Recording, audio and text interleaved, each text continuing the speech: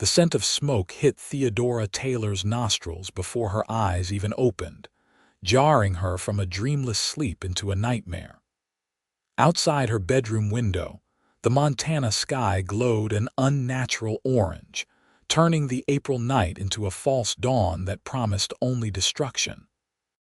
In the spring of 1875, Downieville was nothing more than a collection of wooden structures scattered along the eastern Montana prairie, and Theodora's modest homestead sat at its outskirts. She had arrived just 6 months prior, her life savings invested in this small patch of land and the dream of independence it represented. Now, as smoke began to seep beneath her door, that dream was literally going up in flames. Theodora lunged from her bed, nightgown swirling around her ankles as she stumbled toward the door. The brass handle seared her palm when she touched it, forcing a cry from her lips as she jerked back. The smoke thickened, pouring in through the cracks of the wooden floorboards and around the door frame. Her lungs burned with each desperate breath and panic clawed at her chest. "Help!" she screamed, rushing to the window. Through the glass, she could see the front of her home engulfed in flames, the wooden porch already collapsing in on itself. The fire must have started in the kitchen, she realized, where she'd left a lamp burning low to ward off the spring chill. Now that small flame had become a roaring beast, consuming everything in its path. The window frame refused to budge when she pushed against it. Theodora grabbed her water pitcher from the nightstand and smashed it against the glass, but the window held firm. She was trapped, with the fire advancing toward her bedroom with terrifying speed. Theodora pressed herself against the far wall, coughing violently as smoke filled the room. 22 years of life, and this was how it would end alone on the frontier, with no one to even know she was gone until the postmaster noticed her weekly letters to her sister in Boston had stopped arriving. Outside, she heard the distant pounding of hooves, but Theodora couldn't summon hope. Her nearest neighbor lived 3 miles away. Whoever was riding would arrive only in time to find ashes. The crack of splintering wood echoed through the homestead as something heavy crashed through the burning front door. Through her smoke-filled haze, Theodora heard a voice calling out. "Anyone in here? Hello? Here," she tried to shout, but the word emerged as little more than a rasp. She banged her fist against the wall, praying the sound would carry over the roar of the flames. The floorboards outside her room creaked beneath heavy footsteps. The door handle rattled, then the whole door shuddered as someone slammed against it from the other side. "Stand back from the door," the voice called, deeper now that it was closer. Theodora pressed herself into the corner as the door burst open, spraying splinters across the room. Through the billowing smoke, a tall figure appeared, a bandana covering the lower half of his face, hat pulled low over his eyes. His duster whipped around his legs as he strode toward her. "Can you walk?" he demanded, eyes startlingly blue even in the smoke-filled room, assessing her quickly. She nodded, then immediately contradicted herself by swaying on her feet. Without hesitation, the stranger swept her into his arms. "Hold on tight and keep your face down," he instructed, his voice muffled by the bandana. Theodora buried her face against his chest as he turned and plunged back into the burning house. She could feel the heat intensifying as they moved through the hallway, heard the crackle of flames devouring the walls around them. The stranger's arms tightened around her as a burning beam crashed down just feet away, showering them with sparks. For one terrifying moment, they were surrounded by fire on all sides, and Theodora was certain they would both perish. Then the man leaped forward, and suddenly cool night air replaced the suffocating smoke. They tumbled onto the grass several yards from the house, the man's body cushioning her fall. Theodora rolled away, gasping for clean air, her lungs burning with each breath. When she could finally focus her vision, she saw her rescuer had removed his bandana and was coughing violently, his face streaked with soot. "Are you hurt?" he asked between coughs, his voice ragged. "No," she managed to whisper, though her throat felt raw. "You saved my life." "Lucas," he said, pushing himself to a sitting position. "Lucas Cooper." "Theodora Taylor," she replied, watching as her home continued to burn, the roof now fully engulfed. "I've lost everything." Lucas Cooper's eyes reflected the flames as he gazed at the burning structure. "Not everything, Miss Taylor. You're still breathing." In the glow of the fire that was consuming her homestead, Theodora studied her rescuer for the first time. He was younger than she had initially thought, perhaps 25 or 26, with a strong jawline shadowed by several days' worth of stubble. Despite the late hour, he was fully dressed in riding-clothes denims, boots, and a faded blue shirt beneath the duster that now bore several burn marks. His hat lay on the ground beside them, revealing dark hair that fell across his forehead. "What were you doing out here at this hour?" Theodora asked, suddenly aware she was in her nightgown, with no possessions to her name except the clothes on her back. "Riding back from Fort Benton," Lucas answered, his gaze still fixed on the burning building. "Saw the glow from miles away, thought it might be Indians at first, but then realized it was too isolated." He turned to her. "You live out here alone?" Theodora nodded, wrapping her arms around herself as a chill set in despite the heat from the flames. 6 months now. I came from Boston last fall." Lucas shrugged out of his duster and wrapped it around her shoulders without comment. The heavy fabric carried his scent leather, horses, and something distinctly masculine that Theodora found oddly comforting. "We need to get you somewhere safe," he said, rising to his feet and extending a hand to her. "Town's too far in your condition. My ranch is closer, about 3 miles west." Theodora hesitated only briefly before placing her hand in his. His palm was calloused but warm, and he pulled her effortlessly to her feet. The moment she stood, however, her knees buckled, and Lucas caught her before she could fall. "Smoke inhalation," he muttered, more to himself than to her. "You need to rest." Without further discussion, he guided her toward a large bay stallion that stood nearby, reins dragging on the ground. "Can you ride?" "Yes," Theodora said, though in truth, her experience was limited to the occasional leisurely ride in Boston Common. Before she could elaborate, Lucas had lifted her onto the horse's back and swung up behind her. "Hold on," he instructed, reaching around her to grasp the reins. His chest pressed against her back, solid and secure as the horse began to move. Theodora leaned into him, exhaustion suddenly overwhelming her. The last thing she remembered was the rhythmic swaying of the horse beneath them, and the steady beat of Lucas Cooper's heart against her shoulder blade. Dawn was breaking when Theodora opened her eyes again, finding herself in an unfamiliar bed. For a disorienting moment, she couldn't place where she was or how she had gotten there. Then the memories flooded back: the fire, the rescue, the stranger named Lucas Cooper. She sat up slowly, taking stock of her surroundings. The room was sparsely furnished but clean, with a pine dresser against one wall and a washstand by the window. Through the glass, she could see a yard leading to a barn, with corrals beyond. In the distance, cattle dotted the rolling hills. The door opened, and a woman entered carrying a tray.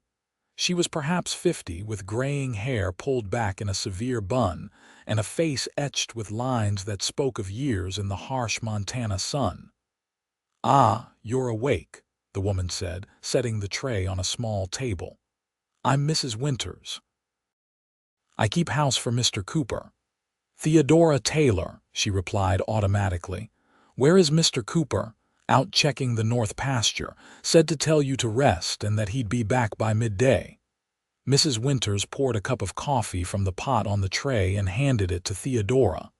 "Drink this. You had a bad night." Theodora accepted the cup gratefully, the hot liquid soothing her still raw throat. "Thank you. I don't know what I would have done if no need for that," Mrs. Winters interrupted, her tone brisk but not unkind. "Mr. Cooper did what any decent man would do. Now, I've laid out some clothes for you. They belonged to Mr. Cooper's sister before she moved to Denver with her husband. They might be a bit large, but they'll do until we can get you something more suitable." Theodora glanced at the folded garments on the dresser, a simple blue cotton dress, undergarments, and a pair of worn but serviceable boots. "That's very kind, but I wouldn't want to impose." "Nonsense," Mrs. Winters said firmly. "You've lost everything but the nightgown on your back. It's no imposition to offer basic hospitality." Her expression softened slightly. "Mr. Cooper said you're from Boston. You have family there." "A sister," Theodora said, setting down her coffee cup. "Our parents passed several years ago. Elizabeth is married with children of her own." She twisted the blanket between her fingers. "I came west because I wanted something different. Independence." Mrs. Winters nodded, her expression unreadable. "Well, you'll find plenty of independence out here. Whether that's a blessing or a curse remains to be seen." She gestured to the tray. "Eat something. I'll come back in an hour to show you around."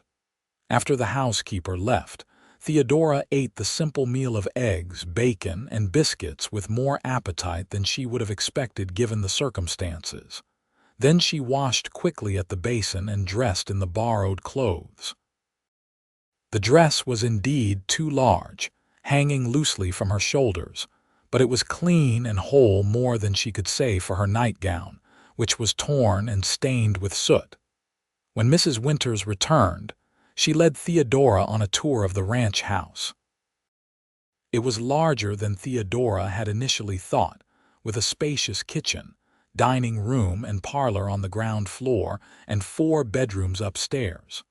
The furniture was functional rather than fashionable, but everything was well maintained. "Mr. Cooper built this place 5 years ago," Mrs. Winters explained as they walked onto the wide front porch. "Came out from Pennsylvania with nothing but determination and a knack for cattle. Now he runs one of the most successful spreads in the territory." Theodora looked out over the property, taking in the well-constructed outbuildings and the healthy livestock. "He's done well for himself." "Yes, but it hasn't been easy. Lost his first herd to rustlers, nearly froze to death his first winter." Mrs. Winters gave Theodora a measured look. "Life out here isn't for the faint of heart, Miss Taylor. I suspect you've learned that the hard way." Before Theodora could respond, the sound of hoofbeats drew their attention. Lucas Cooper rode into the yard, dismounting with the easy grace of a man who'd spent most of his life on horseback. He handed his reins to a young, stable hand and strode toward the house, removing his hat as he approached. "Miss Taylor," he said, inclining his head, "you're looking better." "Thanks to your hospitality," Theodora replied, suddenly aware of how disheveled she must appear in the oversized dress, her hair hastily braided without a proper brush. "Mr. Cooper, I can't thank you enough for what you did last night." "Lucas, please," he said, climbing the porch steps.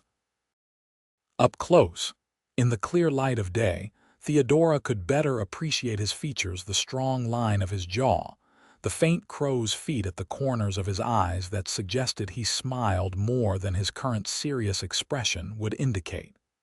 "And there's no need for thanks. I'm just glad I happened to be passing by.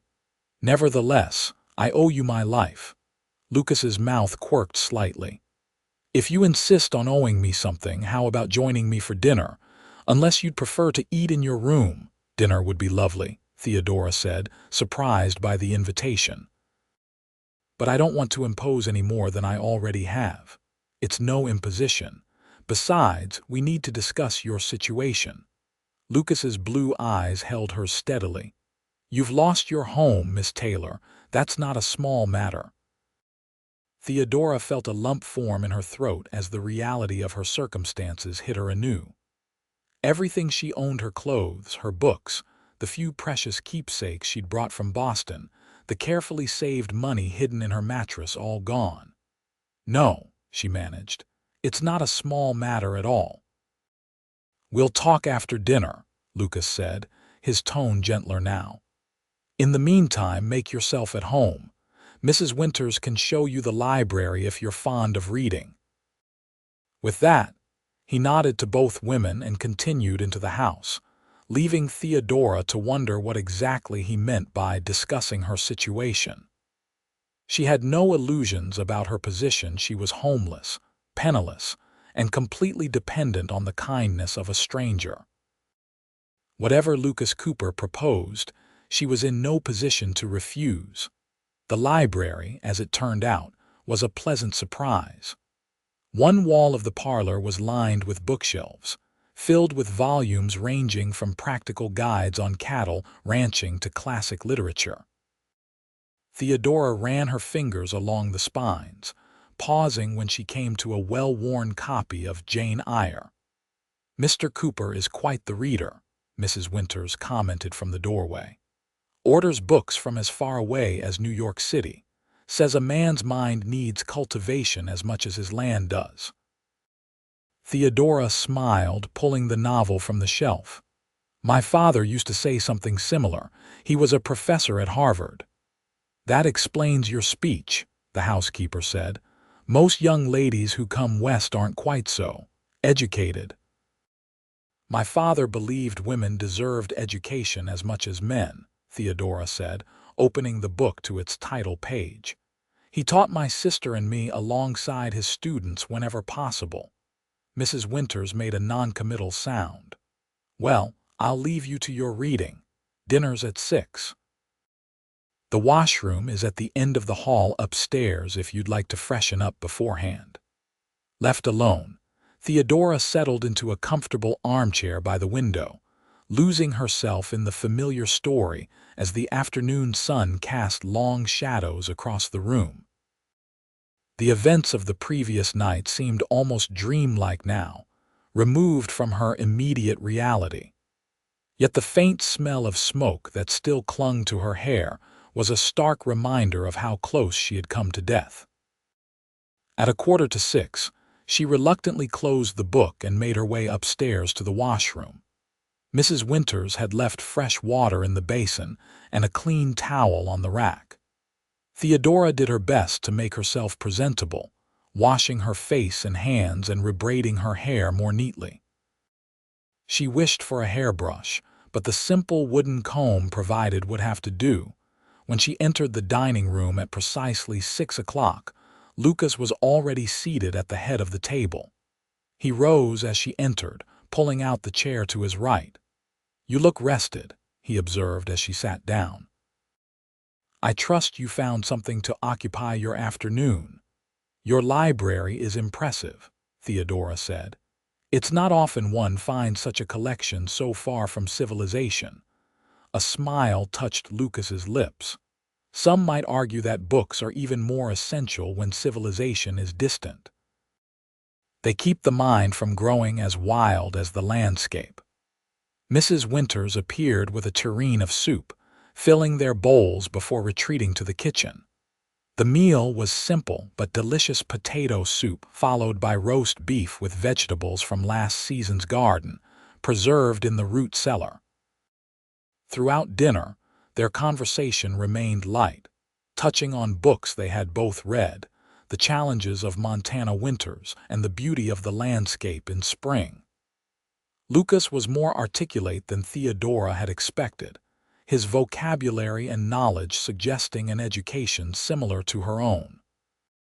It wasn't until Mrs. Winters had cleared the dinner plates and brought coffee that Lucas broached the subject of Theodora's future. "I sent one of my hands into town today," he said, adding a spoonful of sugar to his coffee. "Sheriff Thompson will investigate the fire, though I suspect it was an accident rather than arson." It was, Theodora confirmed, her cheeks warming with embarrassment. I left a lamp burning in the kitchen. I always did on cold nights. It must have fallen over somehow. Lucas nodded, showing no sign of judgment. The hand also inquired about accommodations for you in town. Mrs. Fletcher, who runs the boarding house, has a room available if you wish to take it. That's very kind, but... Theodora hesitated, unsure how to express her predicament. I'm afraid I have no means to pay for room and board. Everything I owned was in that house, including what little money I had saved. I thought as much, Lucas said. Which brings me to my proposal. I need a tutor for my foreman's children, 3 of them, ages 8 to 12. Good kids, but their education has been sporadic at best, and they're too far from town to attend school regularly. Their mother does what she can, but with a new baby she has limited time. Theodora stared at him, processing his words. You're offering me employment. Room, board, and a modest salary, Lucas confirmed. The position would be temporary, of course, until you decide what you want to do, whether that's rebuilding your homestead or returning east. I don't know what to say, Theodora murmured, her mind racing. She had experience teaching, having helped her sister with her children's lessons during her time in Boston. But to accept such charity, thinly disguised as employment. Do you truly need a tutor, Mr. Cooper, or are you simply being kind to a woman in unfortunate circumstances? Lucas's expression remained impassive, but his eyes held a hint of amusement. I never do anything purely out of kindness, Miss Taylor. It's not good business. The children need education and you need shelter and income. It's a mutually beneficial arrangement.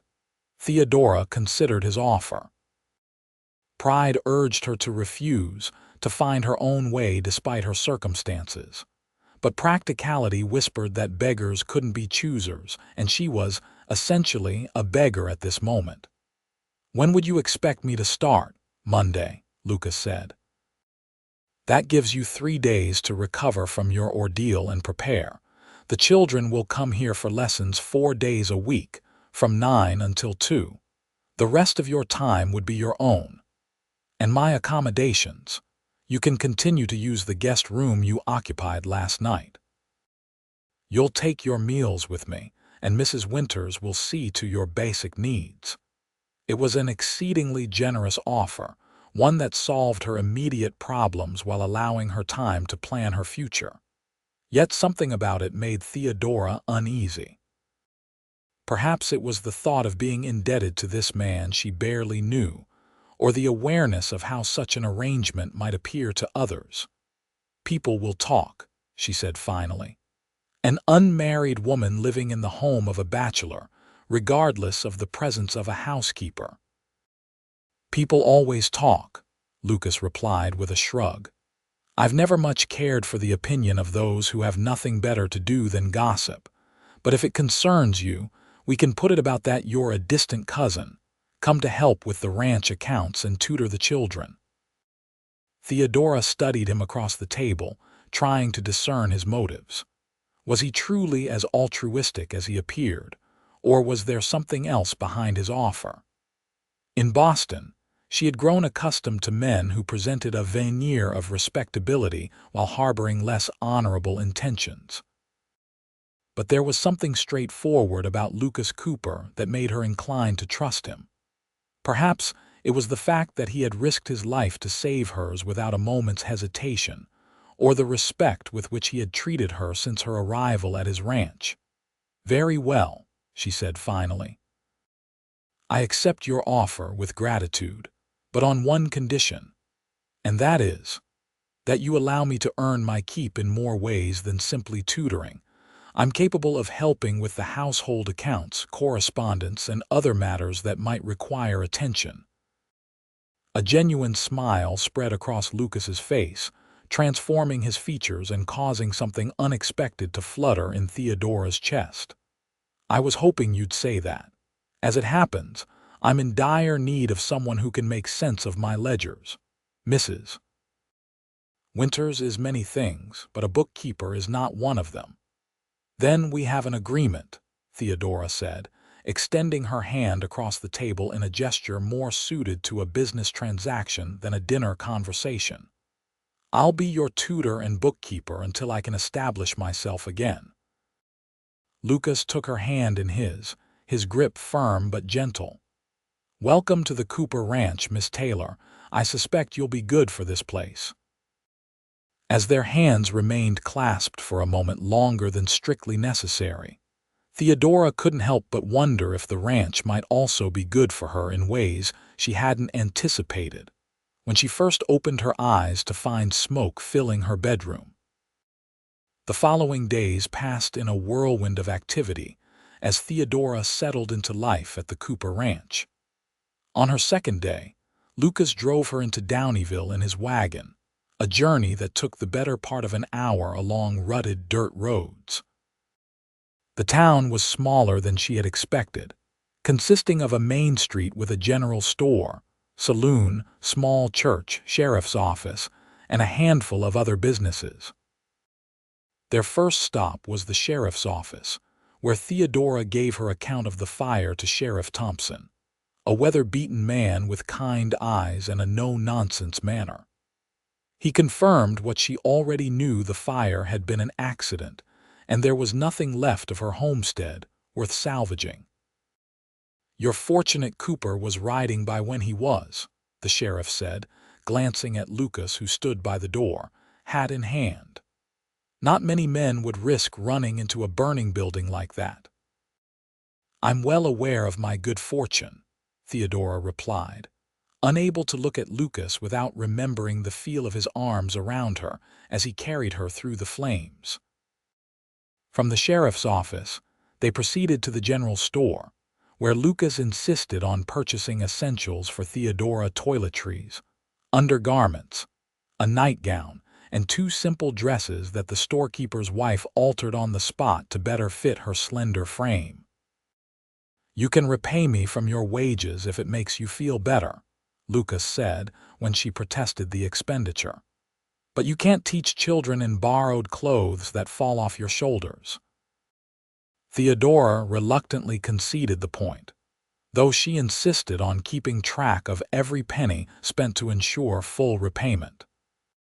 While the alterations were being made, Lucas introduced her to several townspeople who happened to be in the store, consistently referring to her as "my cousin from Boston, come to tutor the Sullivan children."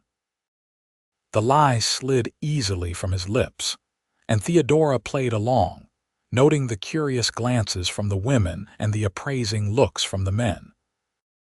She realized, something of a novelty in Downeyville, a well-spoken, educated Eastern woman in a town where females were still outnumbered 3-1. Their final stop in town was the bank, where Lucas arranged for Theodora to have access to a small account he had opened in her name. Your wages will be deposited here each month, he explained as they left the imposing brick building. That way you'll have something to show for your time at the ranch, even if you choose to move on sooner rather than later. The thoughtfulness of the gesture touched Theodora more deeply than she wanted to admit. In Boston, her father had managed all financial matters until his death, after which her brother-in-law had assumed the role for both his wife and her unmarried sister. This was the first time Theodora had an account in her own name, with no male relative overseeing her spending. On the drive back to the ranch, Theodora found herself studying Lucas's profile as he handled the team of horses with easy confidence. In the 3 days since her rescue, she had learned little about him beyond the basics. He was 27, unmarried, had come west after the war between the states, and had built his ranch from nothing over the past 5 years. You're staring, Miss Taylor, he said without taking his eyes off the road. Something on your mind? Caught, Theodora felt heat rise to her cheeks. I was wondering why you never married, she admitted, deciding honesty was the best course. Most men in your position would have secured a wife by now, especially given the scarcity of women in the territory. Lucas was silent for so long that Theodora thought he might not answer.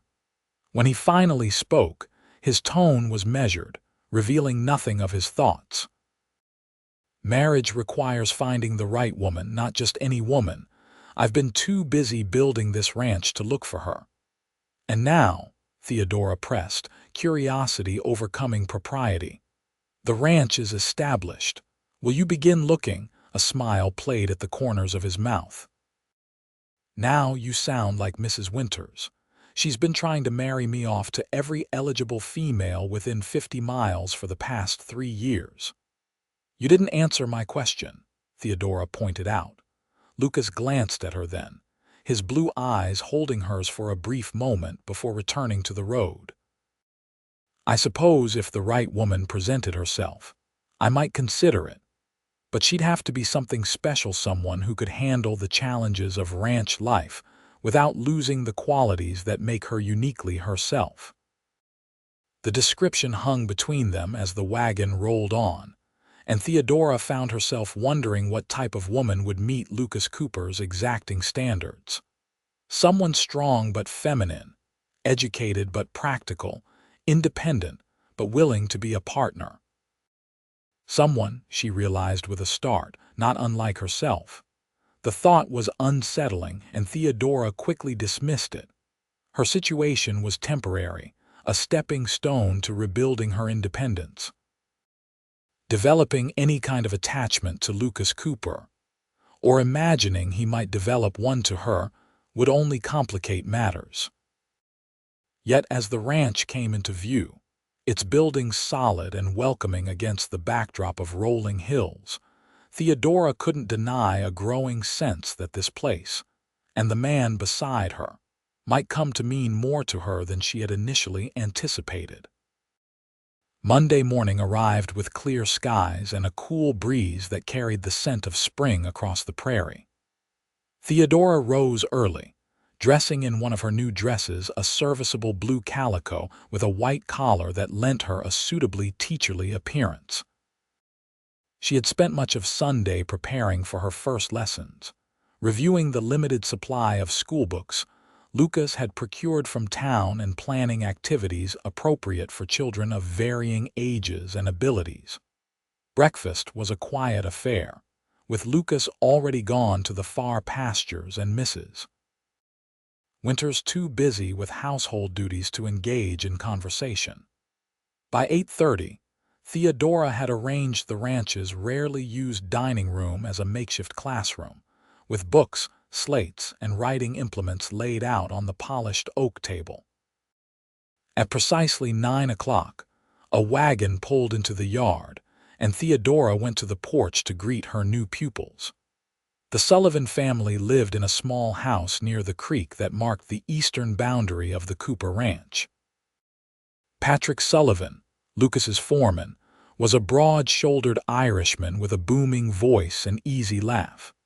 His wife, Mary, was a slight woman with tired eyes that nevertheless shone with intelligence and warmth. Between them stood 3 children, scrubbed clean and wearing their Sunday best despite the occasion being a regular Monday.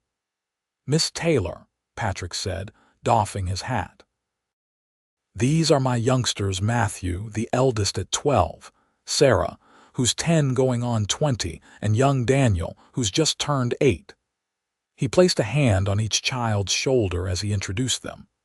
"They've been told to mind their manners and pay attention, or they'll answer to me."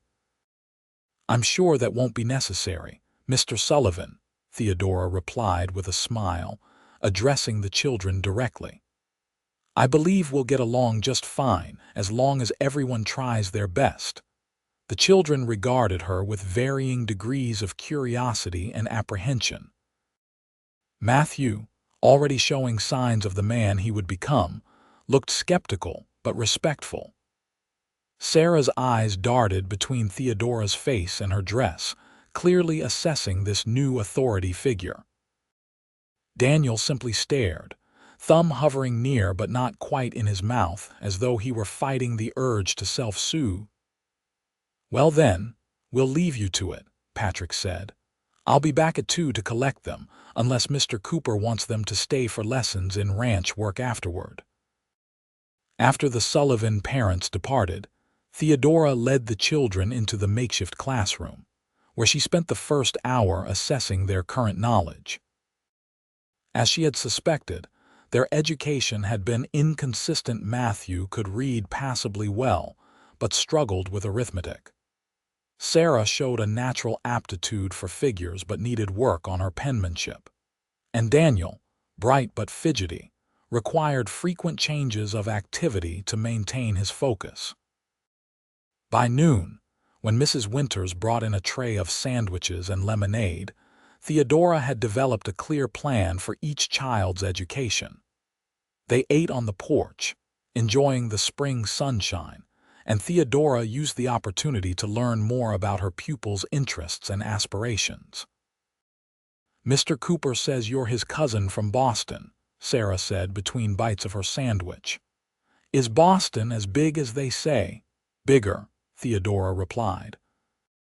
"There are buildings taller than the tallest tree you've ever seen, and so many people that sometimes you can't walk down the street without bumping shoulders with strangers." "Sounds awful," Matthew declared. "Give me open spaces any day." Theodora smiled, recognizing in the boy the same independent spirit that had drawn her west. "It has its charms, but I must admit, there's something special about Montana. The sky seems bigger here." "That's why they call it Big Sky Country," Daniel piped up, his earlier shyness forgotten. "Pa says God made Montana last, after he'd practiced on all the other places." The afternoon lessons passed quickly, with each child working on individual assignments while Theodora moved between them, offering guidance and encouragement. By 2 o'clock, when Patrick Sullivan's wagon appeared in the yard, she felt a sense of accomplishment that had eluded her during her months of solitary homesteading. "How did they do?" Patrick asked as the children climbed into the wagon, chattering excitedly about their day. "Wonderfully," Theodora assured him. "You have bright children, Mr. Sullivan. It's a privilege to teach them."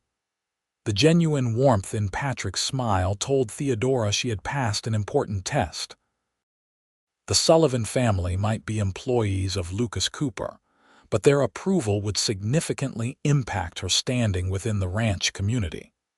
After the wagon disappeared down the drive, Theodora returned to the dining room to tidy up the day's materials. She was arranging the books on a newly designated shelf when Lucas entered, his boots leaving faint, dusty prints on the polished floor. "How was your first day as schoolmarm?" he asked, leaning against the doorframe with an ease that suggested he was more comfortable in this pose than seated at the head of his own table. "Educational," Theodora replied with a smile. "For me as much as for the children. They're quick learners." Patrick seemed pleased. Said Daniel talked more about fractions on the ride home than he usually does all week. Lucas crossed the room to examine the slates Theodora had yet to erase. "You have a way with them." "Teaching comes naturally to me," she admitted. "In another life, I might have become a governess or opened a small school for girls." "Why didn't you?" Lucas's gaze was direct, curious without being intrusive. Theodora considered the question, realizing she had never fully articulated her reasons for coming west, even to herself. "I wanted more than what Boston offered women like me, marriage or service, with little room for independence either way. Out here, I thought I might carve out a life that was truly my own." "And now, has the fire changed your plans?" "It set me back," Theodora acknowledged, "but not deterred me. Once I've saved enough, I'll file a new claim, perhaps closer to town this time." She smiled ruefully. "And I'll be more careful with lamps." Lucas studied her for a long moment, his expression unreadable. "You're a remarkable woman, Theodora Taylor." The use of her first name, though presumptuous, didn't offend her as it might have in Boston. Out here, Formalities seemed less important than the genuine respect she heard in his voice. "Thank you, Lucas, though I suspect many women would do the same in my position." "No," he said simply. "They wouldn't. Most would have taken the first train east after such an experience. The fact that you're already planning your next homestead speaks to an unusual strength of character." Before Theodora could respond to the unexpected compliment, Mrs. Winters appeared in the doorway. "Mr. Cooper, there's a problem at the North Corral. Jenkins says one of the new bulls has broken through the fence." Lucas straightened immediately, all traces of relaxation vanishing. "Excuse me, Miss Taylor. Duty calls." As he strode from the room, Theodora found herself watching his departing figure with a mixture of admiration and something else, something warmer and more personal that she wasn't quite ready to name. In the weeks that followed, Theodora settled into a comfortable rhythm at the Cooper Ranch. Mornings and early afternoons were devoted to teaching the Sullivan children, who arrived promptly at 9 each Monday through Thursday. Afternoons were spent reviewing Lucas's ranch accounts, a task that proved more challenging than she had anticipated due to his haphazard bookkeeping methods. "You're a brilliant cattleman," she told him one evening as they sat in his study, ledgers spread across the desk between them, "but a terrible accountant." Lucas laughed, a rich sound that Theodora had come to enjoy eliciting. "That's why I hired you. Or are you forgetting that this is actual employment, not just charity?" "How could I forget when you work me so hard?" she retorted, though there was no heat in her words. In truth, she enjoyed the mental challenge of organizing the ranch's finances, and took pride in the growing order she was bringing to Lucas's business affairs. Their evenings often passed this way, working side by side in companionable silence, punctuated by occasional conversation. Sometimes they discussed books from his library, debating the merits of Dickens versus Eliot or the practical philosophy of Emerson. Other times, Lucas shared stories of his early days in Montana, the hardships and triumphs that had shaped the man he had become. Theodora found herself increasingly drawn to him, not just physically, though she couldn't deny his tall frame and easy grace affected her in ways that were both unfamiliar and exhilarating, but intellectually as well.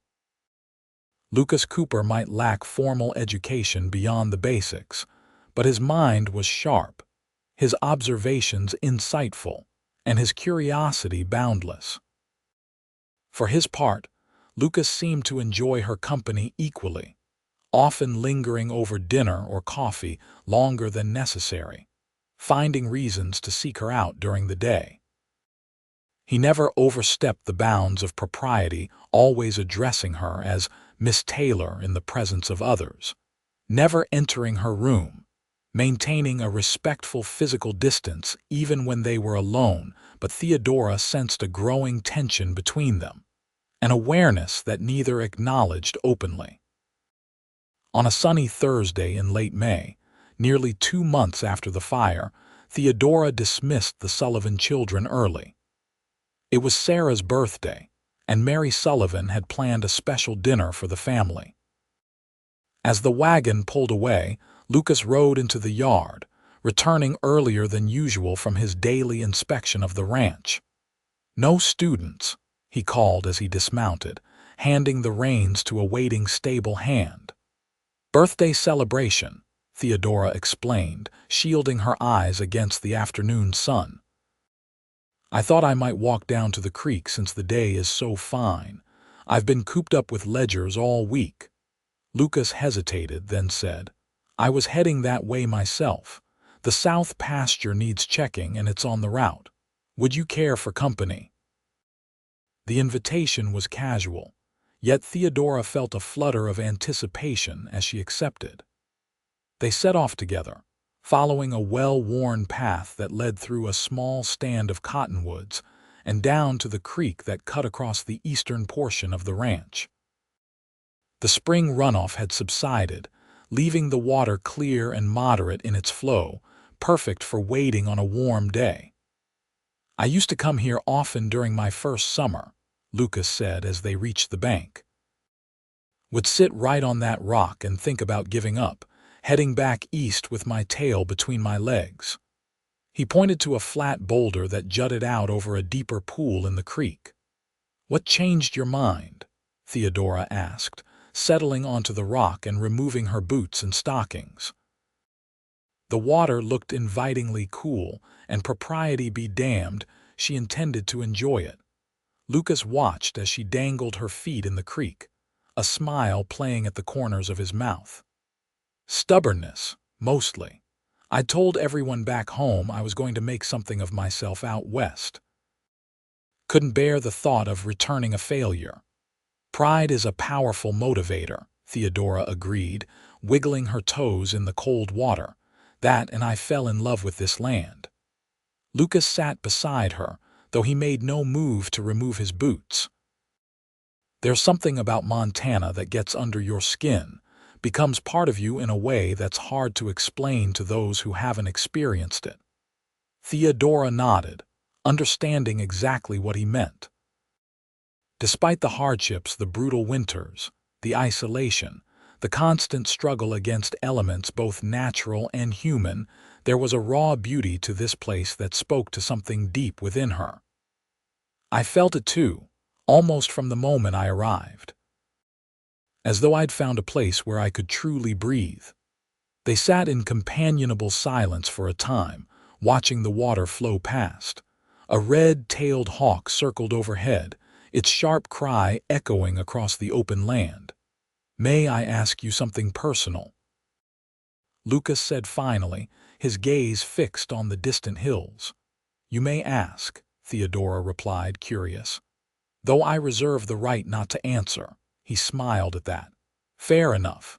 I was wondering why you never married. A woman of your beauty and intelligence would have had suitors in Boston."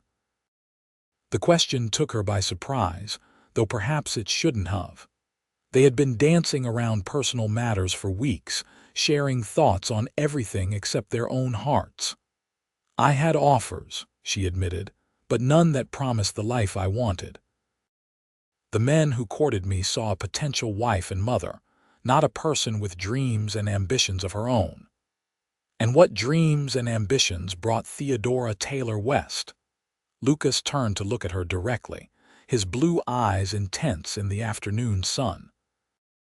"The dream of self-determination," she said honestly. "The ambition to prove, perhaps only to myself, that I could build a life by my own hands on my own terms." "A worthy goal," Lucas murmured, "though a challenging one in a place where even the strongest men sometimes fail." "Are you suggesting women are less capable of surviving here?" Theodora raised an eyebrow, a challenge in her voice. "Not at all," Lucas replied quickly.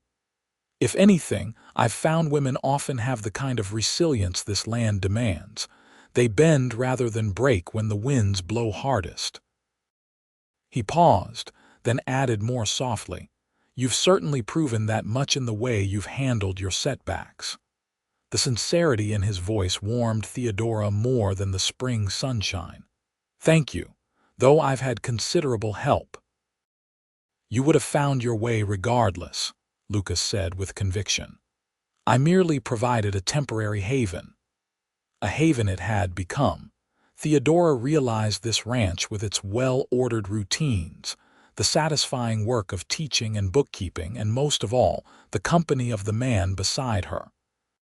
For the first time since the fire, she found herself reluctant to think about moving on, rebuilding elsewhere. The thought of leaving Lucas Cooper and the life she was creating here caused an unexpected ache in her chest. As if sensing her thoughts, Lucas reached out, his hand hovering near hers on the sun-warmed rock. "Theodora," he said, her name soft on his lips. The moment was shattered by the sound of approaching hoofbeats. They both looked up to see one of the ranch hands galloping toward them, his expression urgent. "Mr. Cooper," the young man called as he reined his horse to a stop. Fire in the south barn. Lightning strike from that storm brewing over the mountains. Lucas was on his feet instantly, all trace of the contemplative man gone. How bad? Just starting when I left, but spreading fast. The men are forming a bucket line, but the wind's picking up.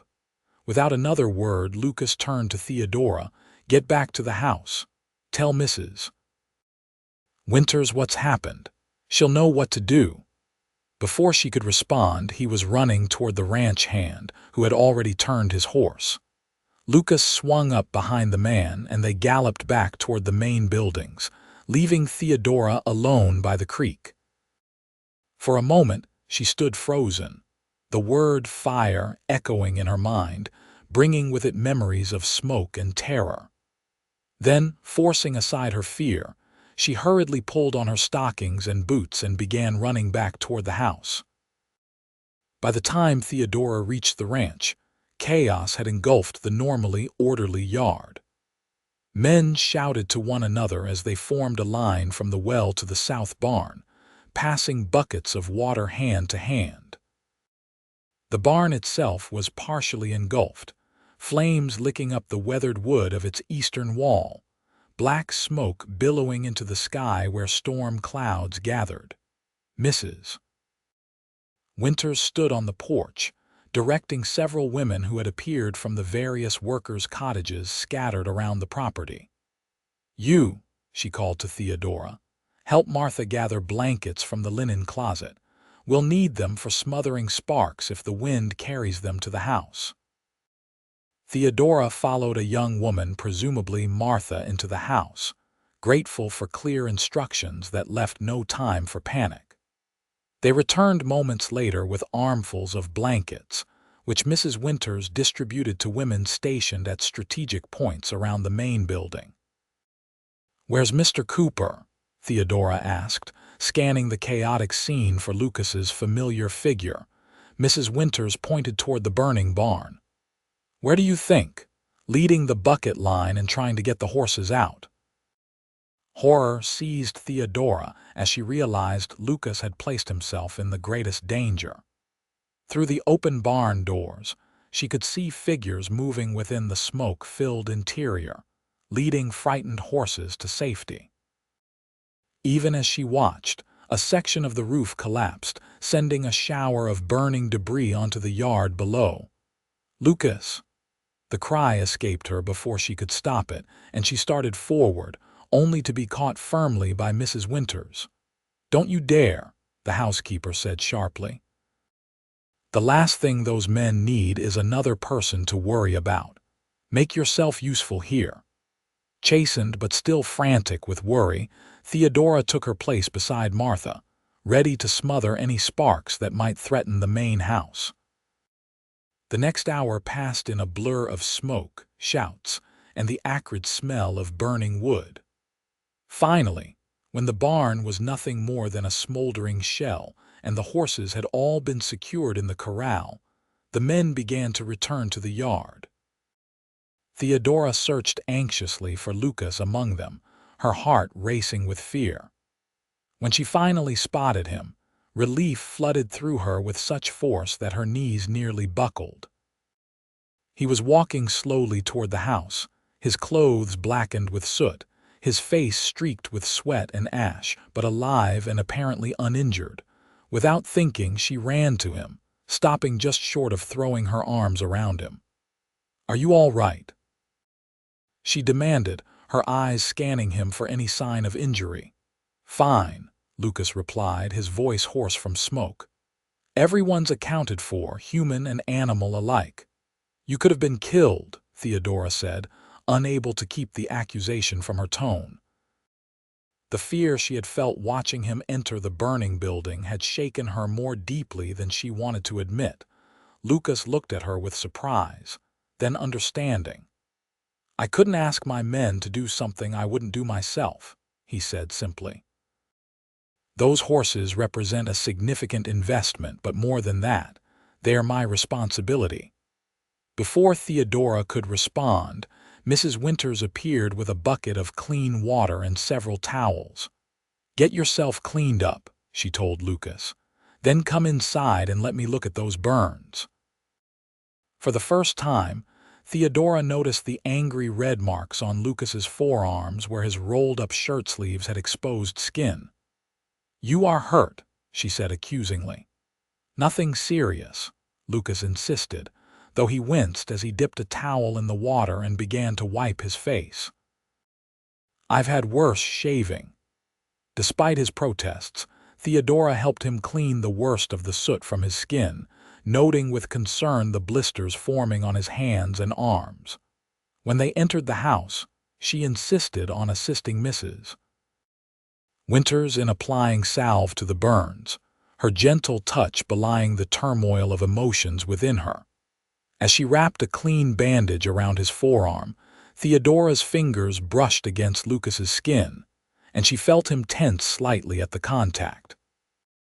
Looking up, she found his eyes on her face, their blue depths reflecting something that made her breath catch.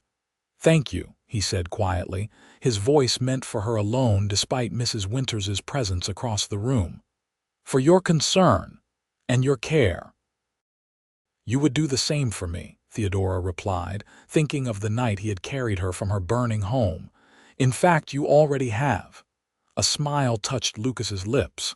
"I suppose that makes us even." "Not quite," Theodora said, securing the bandage with a small pin. "You saved my life." "I merely bandaged your wounds."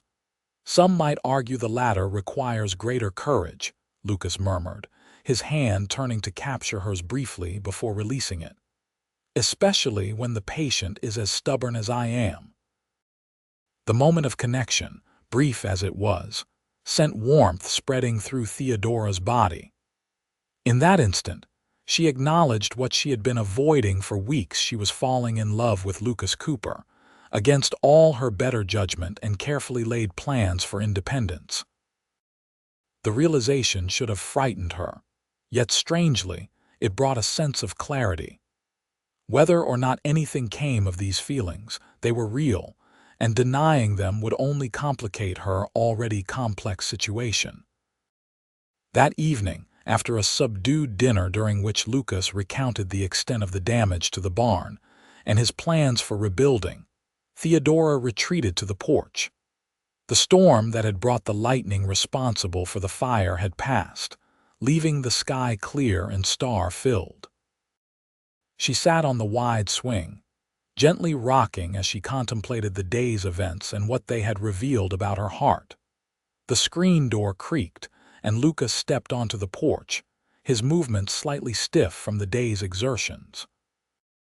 Without a word, he joined her on the swing, leaving a respectable distance between them.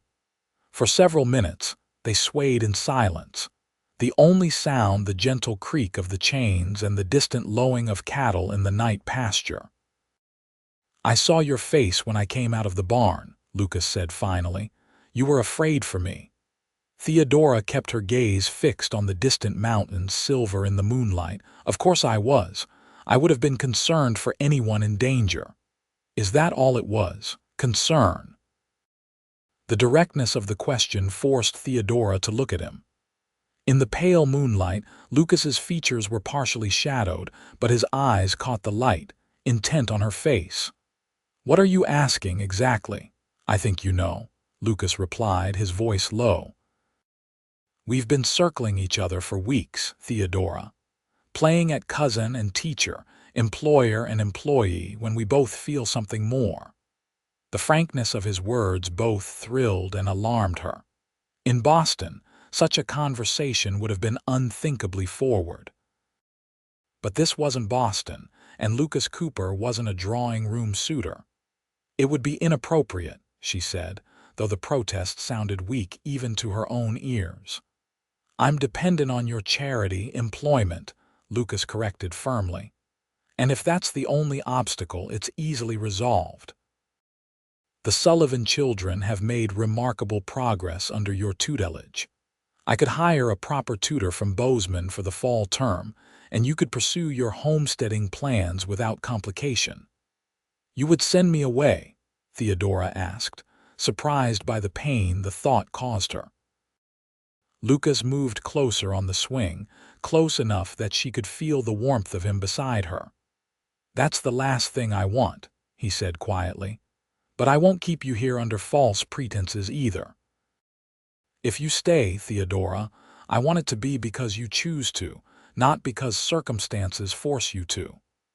The honesty of his declaration demanded equal honesty in return. "I don't know what I want anymore," Theodora admitted. "When I came west, I had such clear plans: independence, a homestead of my own, a life answerable to no one but myself. And now—" "And now," Lucas prompted when she fell silent. Theodora turned to face him fully, gathering her courage. "Now I find myself questioning whether independence is worth the loneliness it entails. Whether proving myself means doing everything alone, or whether there might be strength in partnership as well." Lucas's hand found hers on the swing between them, his fingers intertwining with hers. "I believe there is," he said. "I've built this ranch largely on my own, but I've come to realize that sharing my life with someone who understands both the struggles and the triumphs would make it infinitely more meaningful." "Someone like me?" Theodora asked, her voice barely above a whisper. "Not someone like you," Lucas replied, his free hand coming up to brush a strand of hair from her cheek. "You, Theodora, only you." The touch of his fingers against her skin sent a tremor through her body. "This is happening very fast," she murmured, though she made no move to pull away. "We barely know each other." Lucas smiled, his eyes never leaving hers. "I knew enough about you the night I carried you from that burning house to know you were someone extraordinary. Everything I've learned since has only confirmed that first impression." "And what have you learned?" Theodora asked, curious despite herself. "That you're intelligent, determined, and kind. That you face challenges with courage and setbacks with resilience. That you see this land as I do, not just for what it is now, but for what it could be." His thumb traced the line of her jaw. "And that when you smile, truly smile, it's like watching the sun rise over the mountains." The poetry of his words, so unexpected from a practical cattleman, touched Theodora deeply. "You're quite the wordsmith, Mr. Cooper." "Only when properly inspired, Miss Taylor." Their faces were inches apart now, the space between them charged with possibility. Theodora knew she stood at a crossroads, one path leading to the independence she had always sought, the other to a partnership with this man who had saved her life and, perhaps, her heart as well. "Lucas," she said softly, making her decision, "I think I would like you to kiss me now." Without hesitation, Lucas closed the remaining distance between them, his lips meeting hers in a kiss that began gently but quickly deepened, as Theodora responded with an eagerness that surprised even herself. His hand cradled the back of her neck, drawing her closer as her fingers gripped the front of his shirt. When they finally parted, both slightly breathless, Theodora felt as though the world had shifted subtly beneath her feet. The certainties she had built her life around seemed less fixed, the future less defined but somehow more promising. "Well," Lucas said, his voice rough with emotion, "that certainly clarifies things." Theodora laughed, the sound carrying across the nighttime ranch yard. "Does it?" "Because I find myself more confused than ever." "Then let me simplify matters," Lucas said, taking both her hands in his. "I'm falling in love with you, Theodora Taylor. I think I began falling the moment I saw you in that smoke-filled room, so determined to survive against all odds. I don't know what the future holds for us, but I know I want to face it with you by my side, not as my employee or my cousin, but as my partner in all things." The directness of his declaration took Theodora's breath away. No man had ever spoken to her with such honesty, such vulnerability. "I'm falling in love with you too," she admitted, the words feeling right as they left her lips. "Though it terrifies me to say so, love wasn't part of my plan." The "The best things rarely are," Lucas replied, bringing her hands to his lips and placing a kiss on each knuckle. "The question is, what do we do about it?" Theodora considered the question carefully. Her practical nature demanded she think through all implications before committing to any course of action. "I need time," she said finally. "Not because I doubt my feelings, but because any decision we make will change both our lives irrevocably. I want to be certain we're not acting on impulse or gratitude or the heightened emotions of a dangerous day." Lucas nodded, though she could see a hint of disappointment in his eyes. "How much time?" "The summer," Theodora suggested. "Give me until the end of summer to be sure of my heart and my mind. By then, the children's lessons will be complete, the barn rebuilt, and we'll both have had ample opportunity to consider what we truly want." "And if, at summer's end, we both want the same thing?" Lucas asked, his thumb tracing circles on the back of her hand. "Then we'll face that decision together," Theodora promised. "As partners." Lucas seemed to consider her proposal, his expression thoughtful. Then he smiled, the full, genuine smile that never failed to warm her from within. "Until the end of summer, then. Though I warn you, Miss Taylor, my mind is unlikely to change. Some things a man knows with absolute certainty, and my feelings for you are among them." As they sealed their agreement with another kiss, gentler this time but no less meaningful, Theodora reflected that perhaps independence could take many forms. Maybe true strength lay not in standing entirely alone, but in choosing wisely with whom to stand. The weeks following their conversation on the porch brought a new dimension to Theodora and Lucas's relationship.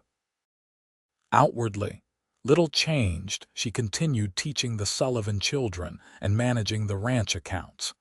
He oversaw the rebuilding of the barn and the daily operations of the cattle business. They maintained a proper distance in public, with Lucas still introducing her as his cousin from Boston when necessary. But in private moments, evenings on the porch swing, walks by the creek, conversations in his study after the household had retired, they explored their growing feelings with an honesty that both exhilarated and sometimes frightened Theodora. Lucas spoke of his hopes for the ranch, his dreams of expanding into breeding horses as well as cattle, his desire to someday build a larger house on the hill overlooking the valley. Theodora shared her childhood in Boston, her complicated relationship with her more conventional sister, her ambition to create something meaningful with her life. As June gave way to July, and the Montana summer painted the hills in vibrant greens and golds, Theodora found herself increasingly at home on the Cooper Ranch. She knew the rhythms of the days and seasons, recognized the various hands by name, understood the complex operation that Lucas had built from nothing. More significantly, she had begun to envision herself as a permanent part of this place, not as a dependent or employee, but as Lucas had suggested, a true partner. On a sweltering afternoon in late July, as Theodora sat beneath a shade tree correcting the Sullivan children's arithmetic exercises, Mrs. Winters approached with an envelope in hand. "This came with the supply wagon from town," she said, extending the letter. "Addressed to you." Theodora recognized the handwriting immediately, her sister Elizabeth's precise, elegant script. She had written to Elizabeth shortly after the fire, explaining her circumstances and assuring her that she was safe and well cared for at the Cooper Ranch. This must be her sister's reply. "Thank you," she said, taking the envelope with a mixture of curiosity and apprehension. Her correspondence with Elizabeth had been sporadic since her move west, their differing views on a woman's proper place creating a distance that had little to do with physical miles. After Mrs. Winters departed, Theodora broke the seal and unfolded the letter, her eyes quickly scanning the neat lines of text. As she read, her expression shifted from interest to concern, and finally to something approaching dismay. Bad news. Theodora looked up to find Lucas standing beside the tree, his hat in hand, sweat dampening his shirt from his work overseeing the barn reconstruction. She hadn't heard his approach, so absorbed had she been in her sister's words. "Not bad, exactly," she replied, folding the letter carefully. "Unexpected. My sister's husband has business in Denver next month. They plan to travel west together, and Elizabeth wants to continue on to visit me while he conducts his affairs." Lucas raised an eyebrow. "That's good, isn't it? Family reuniting." Theodora sighed, uncertain how to explain the complexities of her relationship with Elizabeth. "My sister and we don't always see eye to eye. She never approved of my coming west, thought it foolishly independent and dangerously improper." She gestured to the letter. "She writes that she's anxious to assess my situation and discuss my future prospects. I fear she means to convince me to return east with them." "And how do you feel about that prospect?" Lucas asked, his tone carefully neutral, though Theodora could see tension in the set of his shoulders. "I have no intention of returning to Boston," she said firmly. "My life is here now, regardless of—" She trailed off, suddenly aware of how her words might be interpreted. "Regardless of your decision about us," Lucas finished for her, a slight smile softening his expression. "I understand, Theodora. Your choice to stay in Montana doesn't obligate you to any particular future with me." The simple understanding in his voice touched her deeply. This was what she had come to love about Lucas Cooper, his respect for her independence, even as he offered her partnership. "Nevertheless," she said, "Elizabeth's visit complicates things.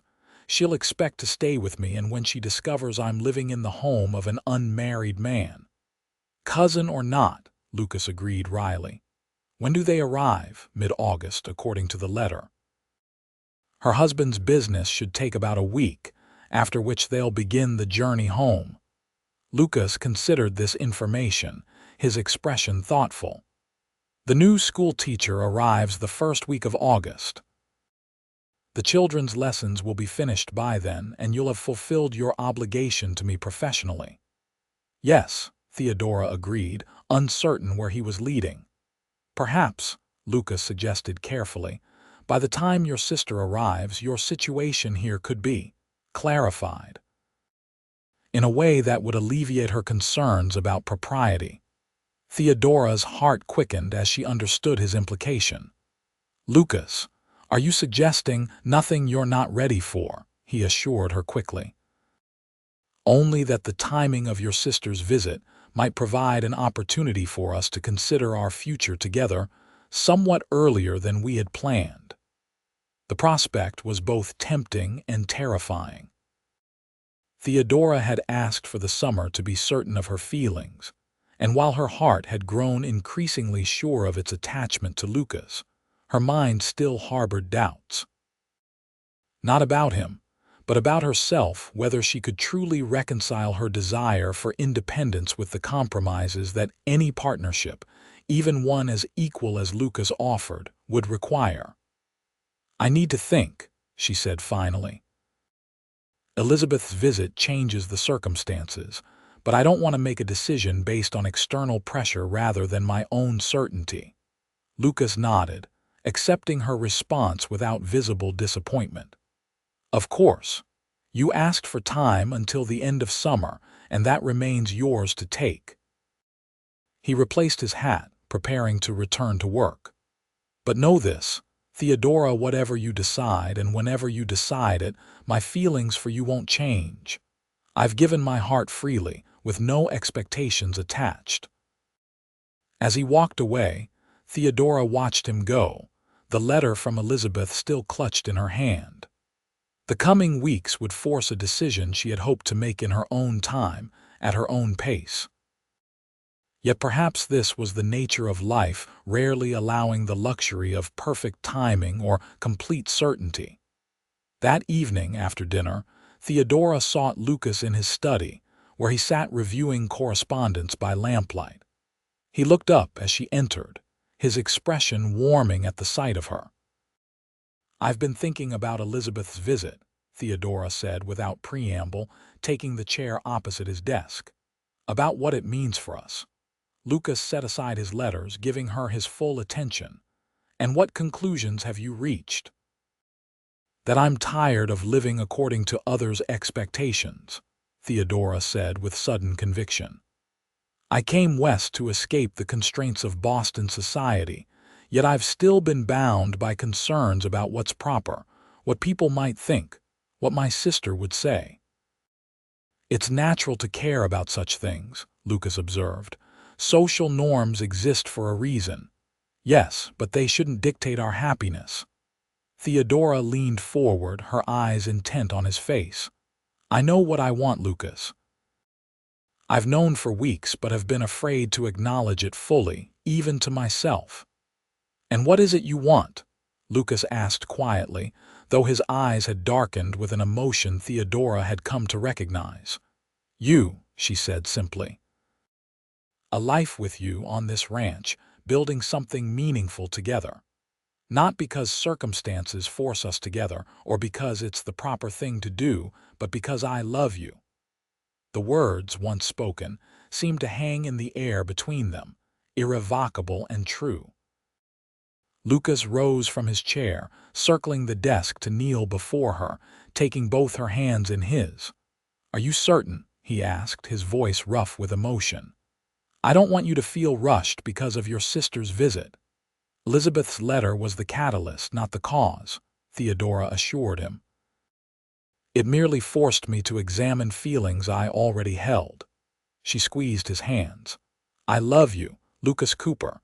I think I have since the night you carried me from that burning house." Lucas's smile was radiant as he drew her to her feet and into his arms. "In that case, Theodora Taylor, would you do me the great honor of becoming my wife?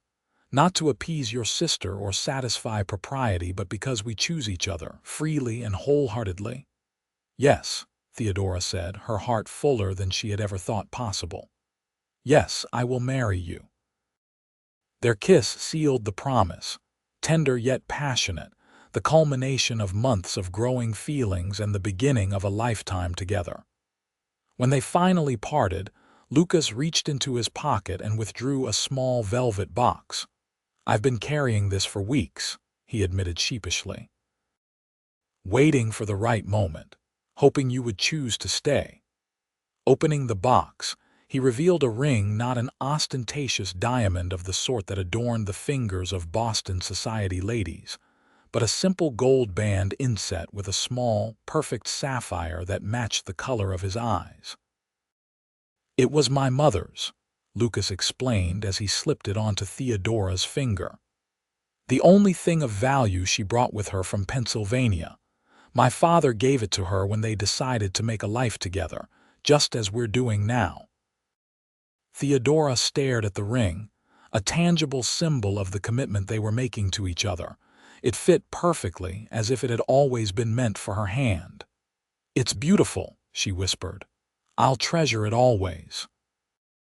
"So," Lucas said, his arms encircling her waist, "shall we be married before your sister arrives? Give her a fait accompli to accept rather than a situation to assess." Theodora laughed, resting her forehead against his chest. "That would certainly simplify matters. Though I'm not sure there's time to arrange a proper wedding before mid-August." "Define proper," Lucas challenged with a grin. "We have a church in Downeyville, a preacher who can perform the ceremony, and enough friends and neighbors to make a respectable gathering." "Unless you had your heart set on something more elaborate." Theodora considered the question seriously. In Boston, a wedding was a social event, carefully planned and executed according to rigid protocols.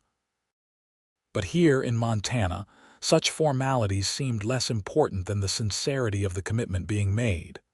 "No," she decided.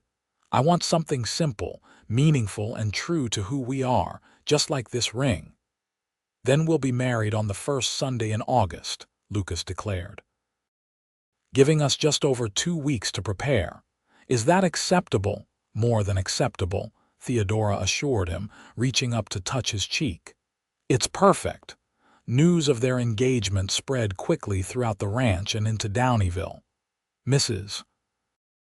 Winters, though outwardly maintaining her usual brisk efficiency, betrayed her approval through small gestures, special meals featuring Lucas's favorites, fresh flowers on the dining table each day, and a spontaneous offer to help Theodora create a suitable wedding dress.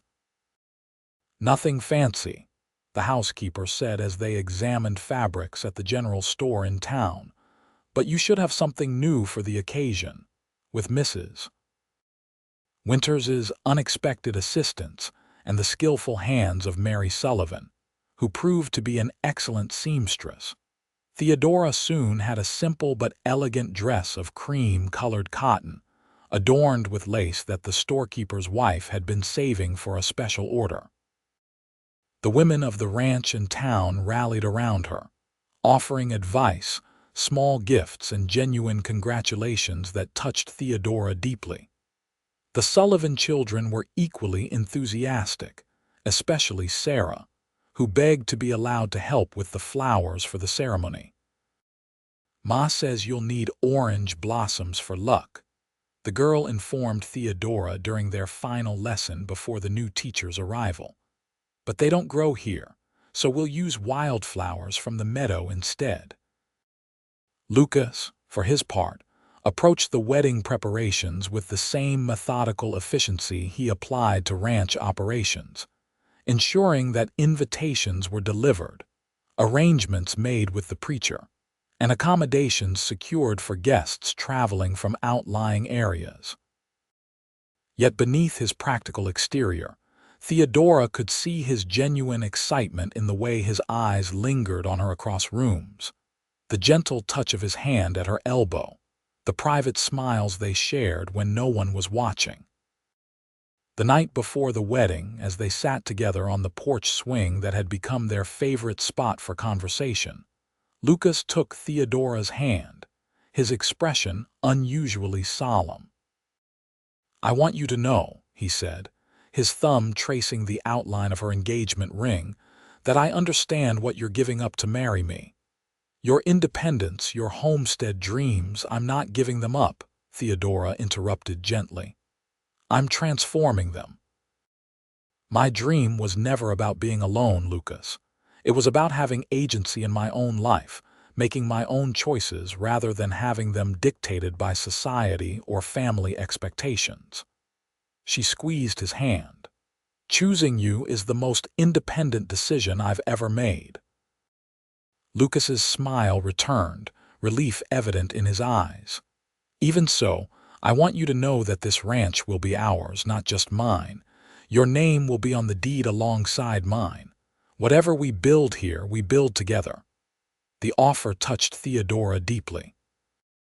In Boston, such an arrangement would have been unthinkable. A husband's property remained his alone by law and custom. That Lucas would willingly share legal ownership of everything he had worked so hard to build spoke volumes about the true partnership he envisioned for their marriage. "Thank you," she said simply, knowing he would understand all she couldn't put into words. The wedding day dawned clear and warm, the Montana sky a perfect blue canopy over the Cooper Ranch. The ceremony was to be held at noon in the small white church in Downieville, followed by a celebration on the ranch that would likely last well into the evening. Mrs. Winters had spent days preparing food, assisted by every woman on the ranch and many from town, while the men had constructed tables and benches in the yard beneath strings of lanterns that would illuminate the festivities after sunset. Theodora dressed in her new gown, her hair arranged in a simple but elegant style by Mary Sullivan, who had arrived early to help with preparations. She wore no veil, but Sarah had woven wildflowers into a crown that nestled atop her dark curls, the vibrant blooms a striking contrast to the cream-colored dress. "You look beautiful," Mary said as she stepped back to admire her handiwork. "Mr. Cooper won't know what hit him." Theodora smiled, studying her reflection in the small mirror above her dresser. The woman who looked back at her bore little resemblance to the proper Bostonian who had arrived in Montana less than a year ago. This woman's face was kissed by the sun, her eyes clear and confident, her posture relaxed yet dignified. She had been tested by fire, literally and figuratively, and had emerged stronger for it. "Are you ready, Mrs.?"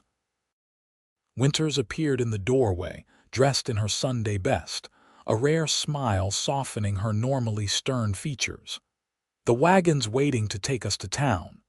"Yes," Theodora said, gathering her simple bouquet of wildflowers tied with a blue ribbon that matched her ring. "I'm ready." The church in Downieville, though small, was filled to capacity when Theodora arrived. It seemed every resident of the town and all the workers from the Cooper Ranch had turned out for the occasion.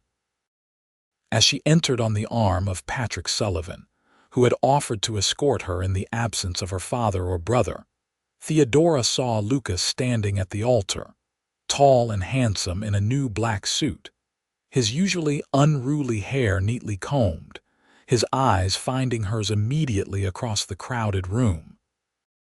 The ceremony itself was brief but meaningful, the preacher's words emphasizing the partnership they were forming rather than the submission traditionally expected of a wife. When Lucas spoke his vows, his voice was clear and unwavering, his blue eyes never leaving Theodora's face. When her turn came, Theodora's voice trembled slightly with emotion, but her words were equally certain as she promised to love, honor, and cherish this man who had saved her life in more ways than one. "I now pronounce you husband and wife," the preacher declared with evident satisfaction. "Mr. Cooper, you may kiss your bride." Lucas needed no further invitation. His arms encircled Theodora's waist as he drew her to him, his lips meeting hers in a kiss that managed to be both properly restrained given their public setting and deeply meaningful in its promise of things to come. When they turned to face their friends and neighbors as Mr. and Mrs. Lucas Cooper, the cheer that erupted seemed to shake the very rafters of the little church. The celebration at the ranch exceeded even Theodora's expectations. Tables groaned beneath the weight of food and drink. A small group of musicians played lively tunes that kept feet tapping and hands clapping, and the mood was one of genuine joy and community spirit. As the sun began to set, painting the Montana sky in brilliant oranges and pinks, Lucas led Theodora to the center of the yard for their first dance as husband and wife. "Happy, Mrs. Cooper?" he asked as they moved together to the sweet strains of a waltz, his hand warm and steady at her waist. "Completely," Theodora replied, feeling the truth of it in every fiber of her being. "And you?" "More than I thought possible," Lucas admitted, his gaze so tender it nearly brought tears to her eyes. "I built this ranch thinking it was all I wanted from life. Now I realize it was just the foundation for something far more important: a home, a family, a future with you." As darkness fell and lanterns cast their golden glow over the continuing festivities, Lucas and Theodora slipped away from the celebration, making their way to the house that was now truly their shared home. In the privacy of the bedroom that would henceforth be theirs together, they discovered each other fully for the first time, their passion tempered by tenderness, their bodies expressing what words could only begin to convey. Later, as they lay entwined beneath the light summer quilt, the sounds of distant music and laughter still drifting through the open window, Theodora rested her head on Lucas's chest, listening to the steady beat of his heart. "What are you thinking?"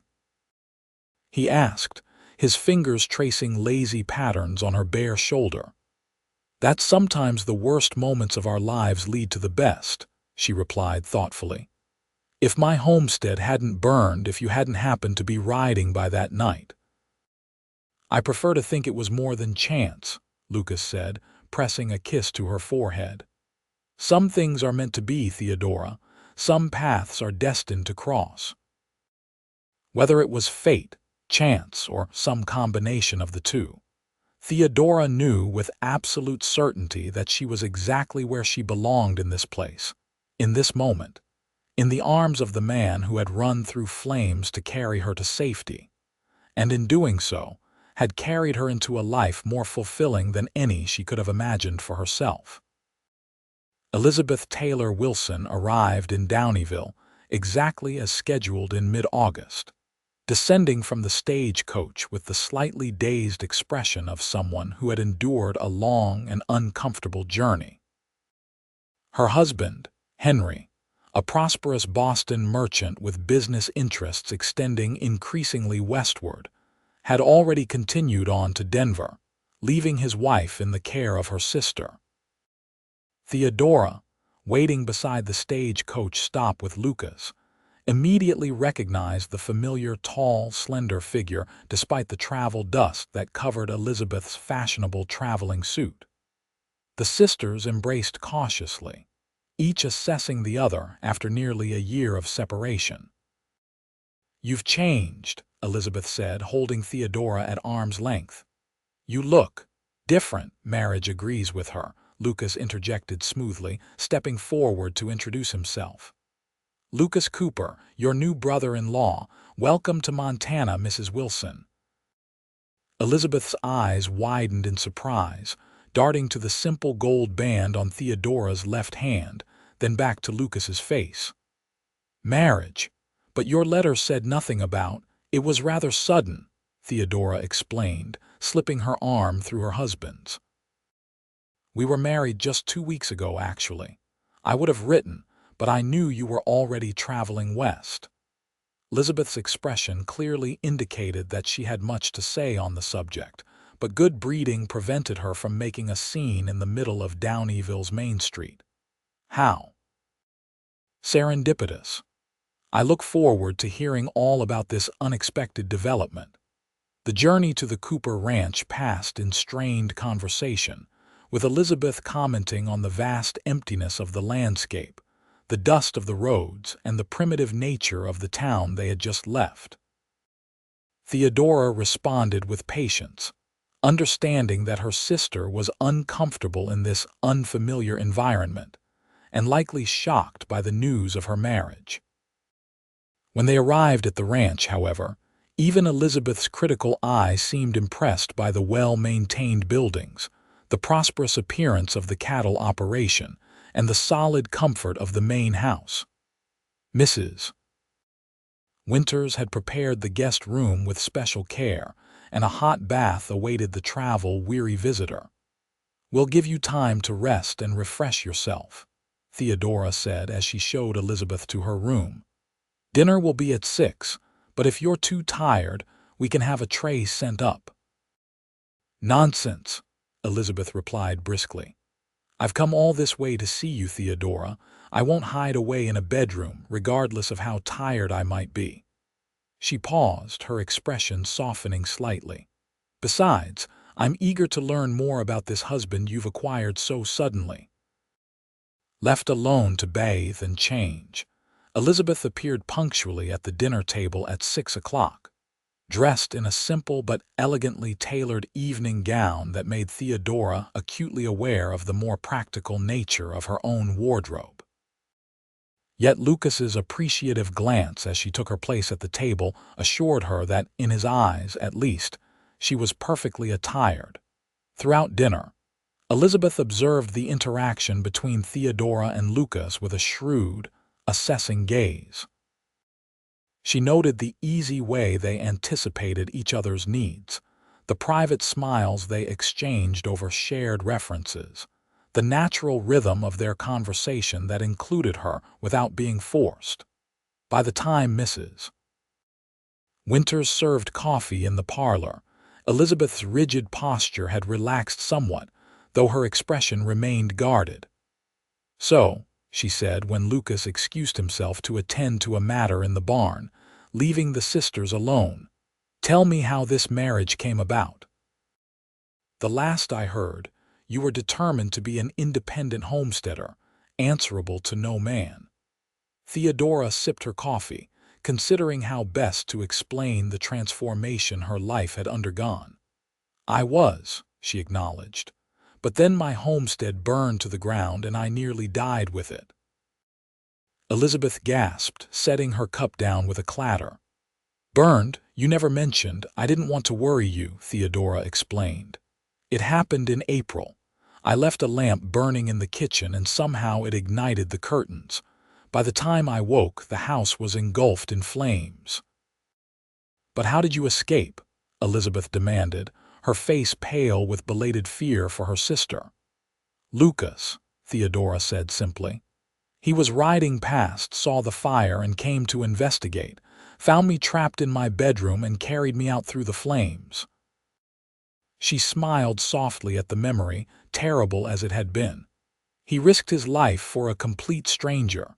"How very dramatic," Elizabeth murmured, though her tone had lost its earlier skepticism. "And then?" "He brought me here, offered me employment as a tutor for his foreman's children and help with the ranch accounts. It was meant to be temporary, until I could rebuild or make other arrangements." Theodora met her sister's gaze directly. "I never planned to fall in love with him, Elizabeth." "But I did, completely and without reservation. Marrying Lucas wasn't a surrender of my independence. It was the most empowered choice I've ever made." Elizabeth studied her sister's face, searching for something doubt, perhaps, or signs of coercion.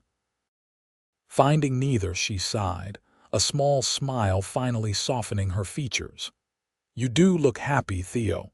Happier than I've ever seen you, if I'm being honest." "I am happy," Theodora confirmed, reaching across to take her sister's hand. "Lucas is a good man, honorable, intelligent, and respectful of who I am and what I want from life. Our marriage is a true partnership." She hesitated, then added, "I hope you can be happy for me, even if my choices aren't the ones you would have made for me." Elizabeth squeezed Theodora's hand, her expression thoughtful. "I've spent the past year worrying about you out here, alone in this wilderness. I came prepared to convince you to return east with us, certain you'd be miserable and too stubborn to admit it." She shook her head ruefully. "Instead, I find you thriving, married to a man who clearly adores you, and more at peace than you ever were in Boston." "Then you approve?" Theodora asked, surprised by how much her sister's opinion still mattered to her, despite the independent life she had built. "I'm beginning to," Elizabeth admitted with a small laugh. "Though I reserve the right to interrogate your husband thoroughly during my stay. If he truly makes you happy, that's all that matters in the end." Over the following week, Elizabeth's initial reservations about Lucas and life in Montana gradually gave way to genuine appreciation for both. She accompanied Theodora on her daily routines around the ranch, helped with the household accounts, and even ventured to the corral one afternoon to watch Lucas work with a new colt. In the evenings, the three of them often sat on the porch, conversing about everything from literature to politics, as the Montana sunset painted the sky in spectacular colors. "I understand now," Elizabeth said on her final evening at the Cooper Ranch, as she and Theodora sat alone on the porch swing. "Why you came west, why you've chosen to stay. There's a freedom here that Boston could never offer you." "Not just freedom," Theodora replied, watching as Lucas crossed the yard toward the barn, his tall figure silhouetted against the twilight sky. "Purpose, meaning a sense of building something worthwhile. Lucas and I have plans for this place, expanding the cattle operation, adding horses, perhaps even planting an orchard where the land dips toward the creek." Elizabeth smiled, noting the animation in her sister's voice as she described these future projects. "You found your place in the world, Theo. Not many people can say that with such certainty." When Henry Wilson returned from Denver to collect his wife for the journey east, he too seemed impressed by the Cooper Ranch and his new brother-in-law. A businessman with a keen eye for investments, he engaged Lucas in lengthy discussions about the cattle market and the potential for expansion into new territories. "Your husband has a good head for business," Henry told Theodora as they watched Lucas and Elizabeth engaged in conversation across the parlor. "He's built something substantial here, with room for growth. You've made a wise match, all things considered." Coming from Henry, whose approval was not easily won, this was high praise indeed. Theodora accepted it with a grateful nod, though she knew her decision to marry Lucas had been based on far more than practical considerations of his financial prospects. The morning of Elizabeth and Henry's departure dawned crisp and clear, with a hint of autumn in the air despite the August date. As the Wilsons' luggage was loaded into the wagon that would take them to Downieville to catch the eastbound stagecoach, Elizabeth drew Theodora aside for a private farewell. "I came west expecting to rescue you," she admitted, adjusting her traveling hat. "Instead, I found you had rescued yourself in the most unexpected way." She embraced her sister warmly. "Be happy, Theo, and write more often. I want to know about all your adventures." "I will," Theodora promised, returning the embrace. "And perhaps next summer you might visit again.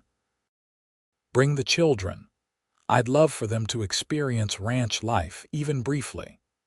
"We'll see," Elizabeth said, though her smile suggested the idea appealed to her more than she was willing to admit. "Montana has a certain charm, I must concede." As the wagon pulled away, Lucas came to stand beside Theodora, his arm slipping around her waist as they watched her sister and brother-in-law disappear down the long drive. "Well, Mrs. Cooper," he said, pressing a kiss to her temple, "did we pass inspection?" Theodora laughed, leaning into his embrace. With flying colors. Elizabeth actually admitted she was wrong about something which might be a first in the history of our relationship. "And what was that?" "She thought I needed rescuing," Theodora said, turning in his arms to face him.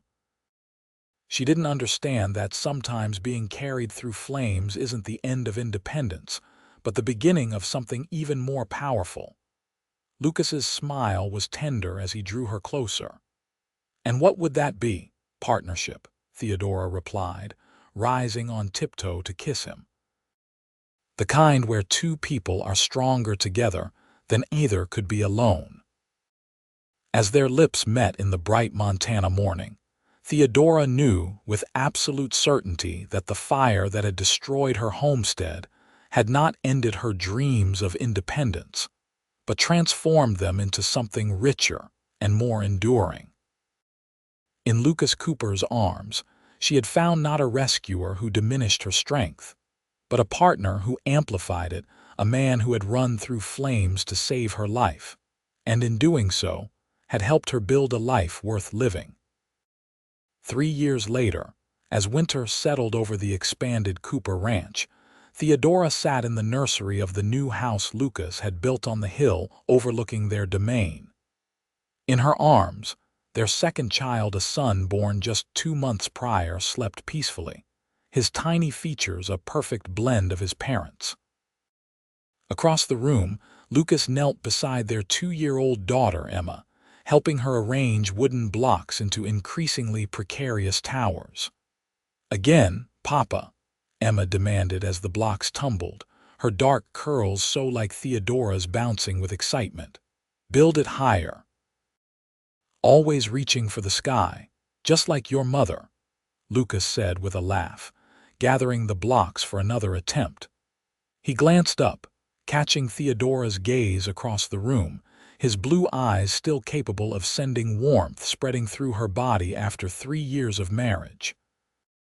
Outside, Snow fell gently, blanketing the ranch buildings and corrals in pristine white. The cattle had been moved to sheltered pastures for the winter, the horses were snug in the rebuilt barn, and the smokehouse was filled with meat that would see them through until spring. The Cooper Ranch had prospered under their joint stewardship, expanding its holdings and reputation throughout the territory. Theodora shifted the sleeping baby to her shoulder, rising to join her husband and daughter on the nursery floor. Lucas immediately made room for her in their circle, his hand resting briefly on her back in a gesture of affection that had become as natural as breathing. "Mama help," Emma insisted, patting the space beside her. "Mama build tall."